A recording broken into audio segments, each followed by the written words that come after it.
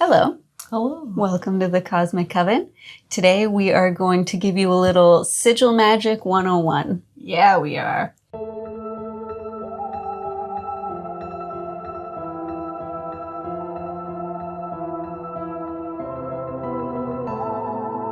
That over there is Lillian from the Panicking Witch. That is Mercy from the Ripe Avocado Witch.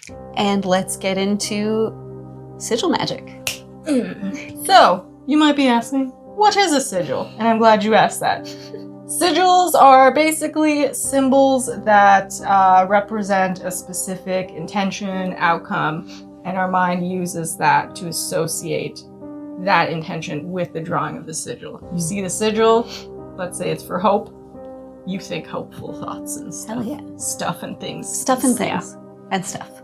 And things. And don't be nervous by the sigils. Mm-hmm. It is, even me, I am not at all comfortable yet with sigils because I'm too in my head about the art. Yeah, and I forget it's not about the symbol itself, the art. You don't have to be an artist to make a sigil. It's just a symbol that your brain sees and thinks, oh, okay, that is for hope. Yes. So why do sigils work? They work because it is intent put into action. When you create it, you are embedding that image and intention within your subconscious mind. And the sigil holds that power in our mind because then when you're seeing the sigil subconsciously, even if you're from your peripherals or something, instead of having to then read an entire phrase, your mind knows that that phrase is that image. So it's kind of just a really quick way to enter the subconscious mind. Keyboard shortcut. Yeah. Oh, there it is. Control F, sigil. And the symbols in society have always been highly important. Throughout history, symbols have been used to represent different things, and they're currently used now even to represent phrases and stuff. If you think like the Nike swoosh, you always see it and then think, just do it, because that's their catchphrase. Yeah. So it kind of associates the two that way. And then of course, you crafting the sigil makes it that much more important in your own mind. So as long as you are taking the time to sit with it and write it mindfully, make it like a little ritual exercise, then it will embed itself in your mind and you can use it any way you need to. Always. Mm-hmm. Yes. So, how can you use a sigil? Well, you can use a sigil quite literally in any way, shape, or form. It is transferring your energy into the sigil to give it its power. That's how you activate it. That can be done through burning the sigil. It can be done through a meditation and putting your thoughts into the sigil. It can be used if you just draw, tracing out the sigil, that can do it. Yes. I even sometimes if you put it under your phone as it's charging, because it's charging. It's a sigil. Or I like that. You can use enchanted pens, especially if you're doing any kind of glamour sigils for glamour magic. Mm-hmm. You can enchant your makeup, your eyeliner, or whatever, draw the sigil on you. And just, there are many, we'll get into all the different types of sigils, but to use them basically, similar to a spell jar, you see it, and your brain, whoosh, there it is. And your brain knows, this is what I'm calling forth, this is the energy that I am using. Yes, and you can feel free to use it for banishing, glamour, manifesting of love, money, friendship. Literally anything. Intention. Yeah. Because it's all unique. It's whatever you want to make it out to be and use it. Right, and then since you can put it anywhere, if it's for glamour, you could sew it into your makeup bag or something if you're crafty. You could also tattoo it for a more permanent sigil, something, let's say, happiness, if that's something you struggle with. Who doesn't? You can design a happiness sigil, tattoo that bad boy on you. Absolutely. There it is. Every time you're down, there's the happiness. Yeah. Boom. And because there are 3 different methods of activation, as Lillian was saying. So there's destruction.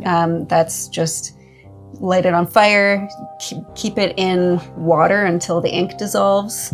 That's another way. Rip it, that's one. Rip it. I made one Yeah. for bad customer interactions, and after, just draw the sigil, rip it to get rid of that. Beautiful. Get out of here. Yeah. So they don't always have to be destroyed. You can also have temporary sigils which disappear over time. So that'd be doing something like carving it into a candle, lighting the candle, letting it disappear over that length of time. It could even be one of those giant candles, and maybe it takes a year. That's cool. And then, of course, the permanent ones like tattooing and sewing it into things. And it's really up to you which method you want, which one you think might be best for your current intention. Yeah. You're gonna read a lot about sigils out there. Honestly, just keep it simple. Intention, draw it out. What is your body telling you? This is a great way to use it. Do I need to destroy it? Do I need to close it? Or can I just leave it? Mm-hmm. You could also, there are some sigils, you can keep them away for the time being, and maybe it's a seasonal sigil of some sort. You pull it out when you need it. I like that. Yes. Mm-hmm. So, first up with the sigils, you're going to want to think of your intention, hold it clearly in your mind, and like manifestation, you're going to want to write it as if you already have it. So don't say, oh, I want money, I need money. Just say, I have exactly how much money I need for right now. Or I am wealthy, I am abundant. I am prosperous. Yeah. Something present tense, something positive. Yes. I would say if you're new to sigils, try to keep it to one word just so you don't freak yourself out. But it could be a whole sentence that you break down. So you don't have to just do the one word. But again, if you're new to it, if it's gonna stress you out when you get down to the drawing, just make it simple for yourself, one word. Yeah. So an example of the present versus the needing tenses, whatever. I have all the money I need to live comfortably. That would be your preferred one compared to I need more money to live comfortably. Because then you'll always be living in the I need more money stage. Doubting that you don't have it and you won't get it. No. Yes, you will. Manifest. So let's get into the 3 different methods that we're going to talk about for sigil creation. Yeah. Lillian, why don't you give us the shorthand on the freehand?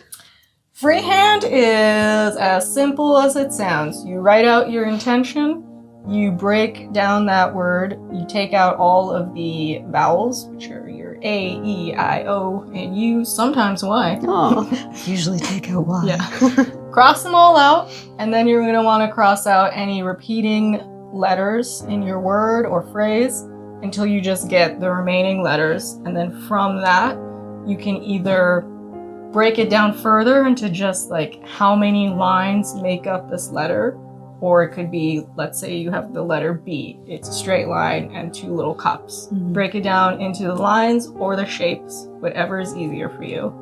And that's how you're going to connect your sigil. And that's just your freehand. Yes.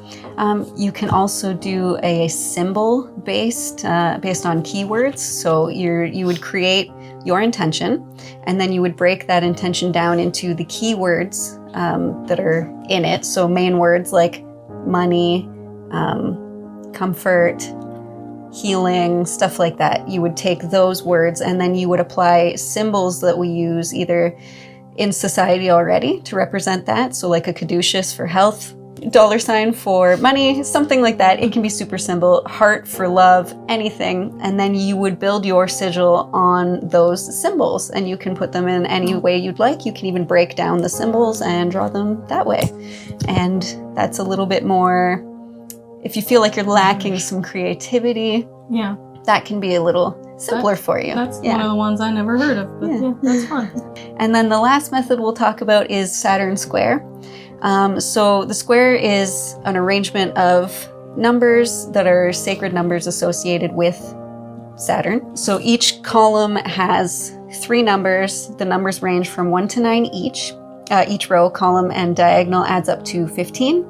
And the total of the entire square adds up to 45, which are all the sacred numbers of Saturn. So what you would do is come up with your intention, and then you would translate the letters in the intention into numbers using a very specific chart that we will show you. And once those letters are turned into numbers, you use the numbered chart and you draw lines between each number. And then you can make it bigger And you can curve some of those lines. You can add a bit more flair, like dots or any other little symbols that you think you might need in it. And yeah, again, if you're lacking creativity, that one can help you out too. I feel like that's the more advanced one. No, we'll get it. We'll show you doing all three of these just so you have some this is references. Because that confuses me. There you go. I see numbers, I panic. I don't like it. Don't worry, you don't have to do math. Today's sponsor is Ripe Avocado Witch on Etsy. We just released the Sigil Magic bundle, so if you're needing a little bit more help with sigils specifically, we have a printable bundle for that not only has a guide on creating all three sigils that we are talking about today, but it also has the worksheets that you're going to see us using for each sigil. So if you need a little bit of guidance, assistance making them, download it, get the worksheets out, and just like use as many as you need to for whatever sigil you're creating. And try all three methods, because you never know which one you're going to end up enjoying more until you try it. And of course, there's other stuff on the shop. Rituals, spell bundles, all the fun stuff. But get your sigil witch on. Heck yeah. Woo! Back to the video. Before we start demonstrating how to make our sigils, once again, we gotta cleanse our energy, cleanse the room and the space and the stuff. Today I'm using a frankincense and myrrh incense.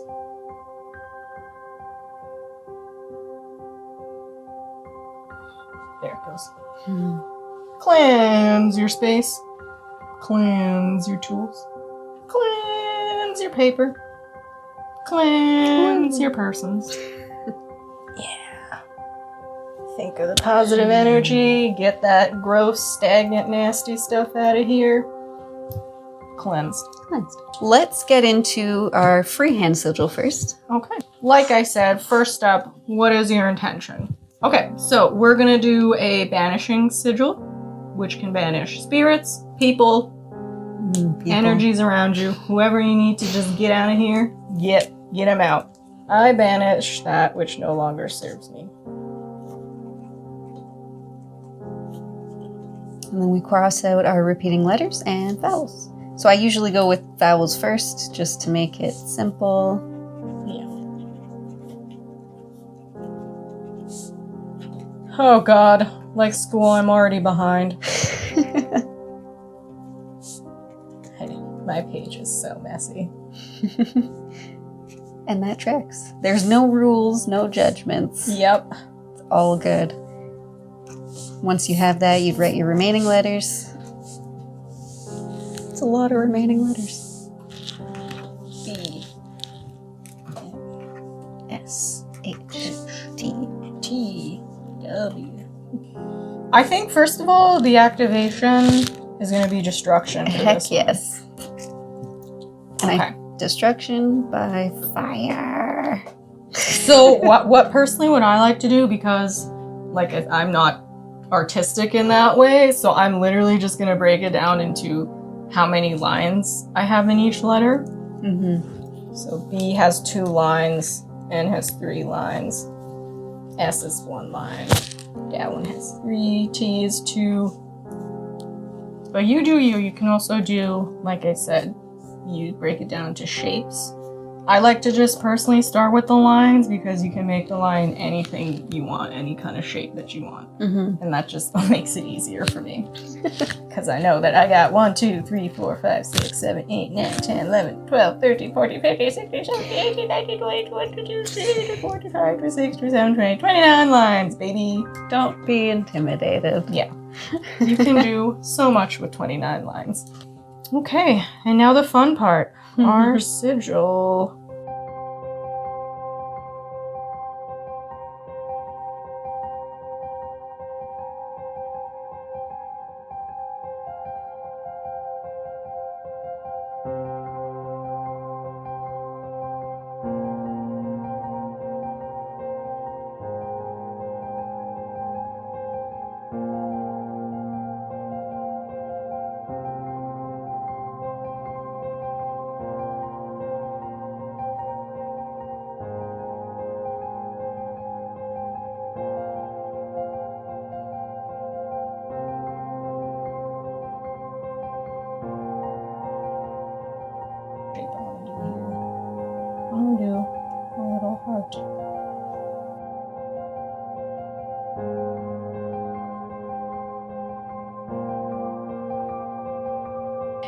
For mine, I started with an X, mostly because banishing X, I'm saying you are not allowed. I put the chevrons as arrows pointing outward to expel that energy or whatever it is that I'm needing to banish away from me.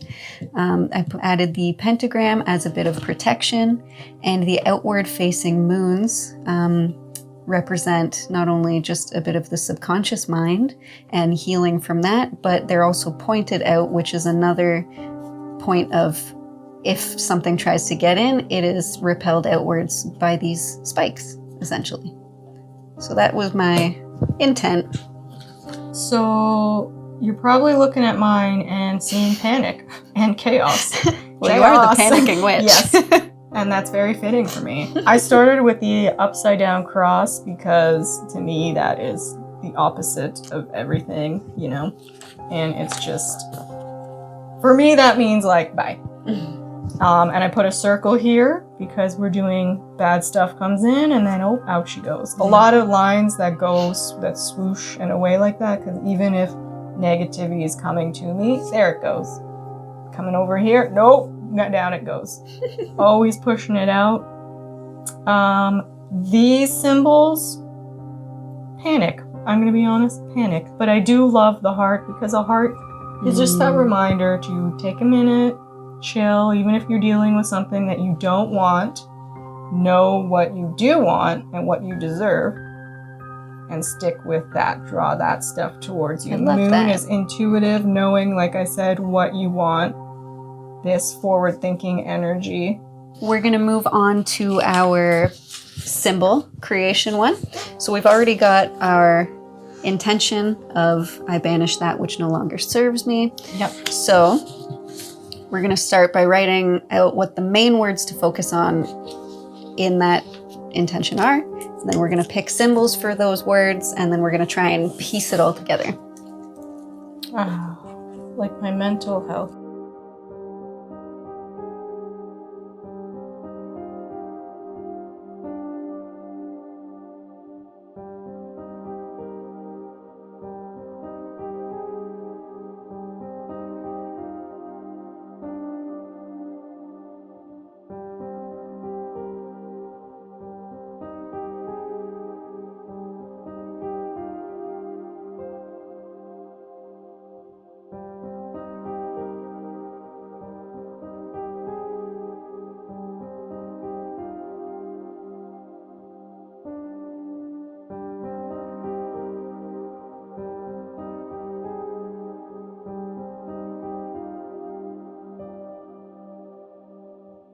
And you know that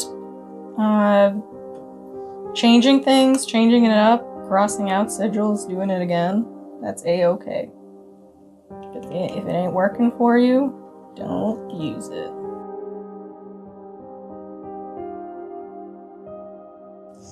Okay, so yeah, this one, these are my words here. The heart, I did a freeform heart, just the two little humps. Oh, nice. Circle in there, the main X for that clean cut, nope. And these lines to just push out energy. Either push it away from me, on either side. And then the circle again for that cycle of, I have something I don't like, and there it goes. Beautiful. For mine, some of the symbols are the same as kind of how I interpreted the first one, but I included the eyeball. I just think this is a great symbol for banishing, just like a big X. I put the circle with the no, and then more moons, the eye to represent me, and the all-seeing eye of just like watching over me to make sure that everything I banish actually leaves. So our final method, we're going to go through the Saturn Square.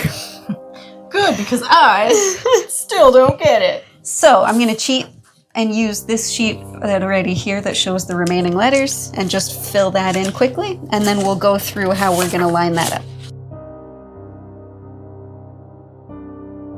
So we have our letters. Let's look at our first one, B. It is in the column that says it's a 2, so we're going to write 2. Okay. N is in 5. Gotcha. S is in 1. H is in 8. T is in 2. W. 5. C, 3. L is also 3. So when you get 2 that are beside each other like that, cross out the second one. Ah. G, 7. And then you don't have to get fancy. You just see 2, goes to 5, goes to 1, goes to 8, goes back to 2, goes back to 5, goes to 3, 7, 9, 4. So we're all over the board here. And now that you have this drawing, you can take those lines and you can craft them in your sigil section. Like I said, you can curve them if you'd like, just to give it a bit more pizzazz.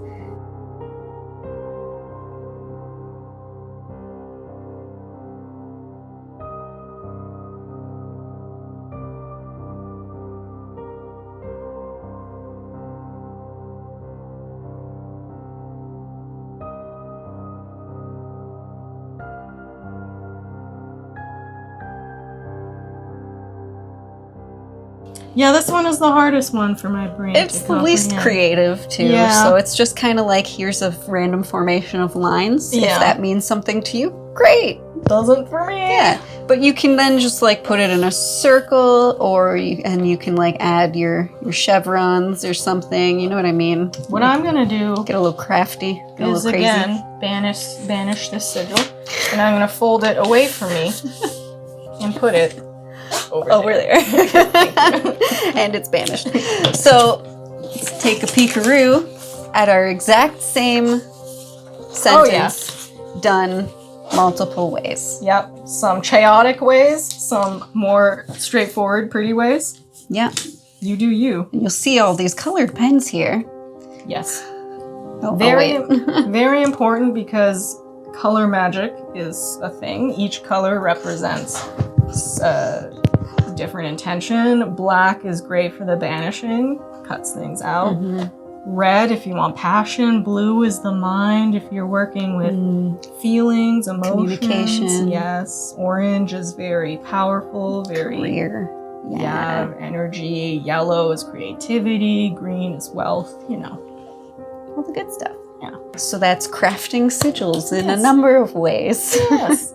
I hope you learned something from that.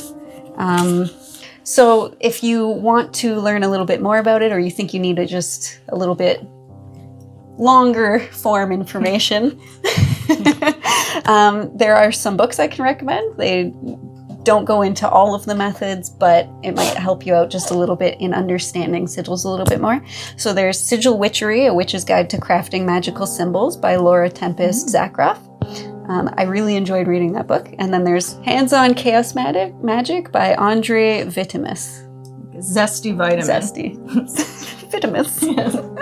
So thank That's you. sigils. Thank you so much. I hope you drew along with us too. And if you Yes. did, please send us pictures of the sigils you Yes, created, please. because Oh I'd my love God. to see the differences, how yours differed from ours. And if you struggle with creating sigils like I do, please, any tips and tricks you've learned, share with me. Yeah, I think the best tip is don't judge yourself. No, I know, I should make a sigil for that.